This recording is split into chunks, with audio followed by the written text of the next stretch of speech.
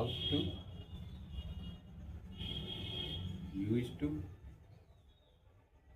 Need और dare, DARE। ये सभी चॉइस हेल्पिंग वर्ब है।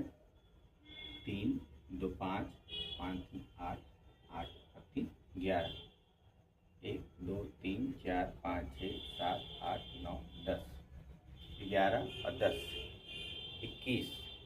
3 वर्ब और छूट रहे हैं जिसका मैं नाम लेना चाहूँगा।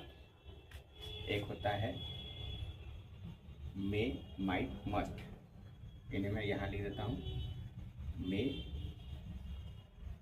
माइट और मस्ट।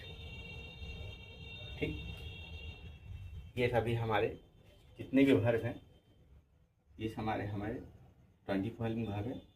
इन वर्ब के साथ हमेशा मेन वर्ब का चौथा फॉर्म का यूज होता है। इन सब के साथ मेन वर्ब का चौथा फॉर्म यूज होता है। इनके साथ मेन वर्ब का तीसरा फॉर्म होता है। इसके साथ मेन वर्ब का तीसरा फॉर्म यूज होता है, पहला फॉर्म यूज होता है। और ये सारे जितने हेल्पिंग वर्ब हैं ये हमारे मॉडल हेल्पिंग वर्ब कहलाते हैं। मॉडल हेल्पिंग वर्ब कहलाते हैं, इसलिए इनके साथ हमेशा मेन वर्ब का पहला फॉर्म यूज होता है। लेकिन लास्ट के ये जो 2 वर्ड हैं इन्हें मार्जिनल हेल्पिंग वर्ब बोलते हैं। मार्जिनल हेल्पिंग वर्ब, जिनका उपयोग हम लोग हेल्पिंग वर्ब और मेन वर्ब दोनों के रूप में करते हैं। ठीक है, तो इन्हीं 24 हेल्पिंग वर्ब के उपयोग से हम लोग जो है ट्रांसलेशन का बनाते हैं। तो हम लोग समझ गए किसी भी सेंटेंस को बनाने के लिए हमारा स्ट्रक्चर होना चाहिए, पहले सब्जेक्ट, फिर हेल्पिंग वर्ब, फिर मेन वर्ब या ऑब्जेक्ट।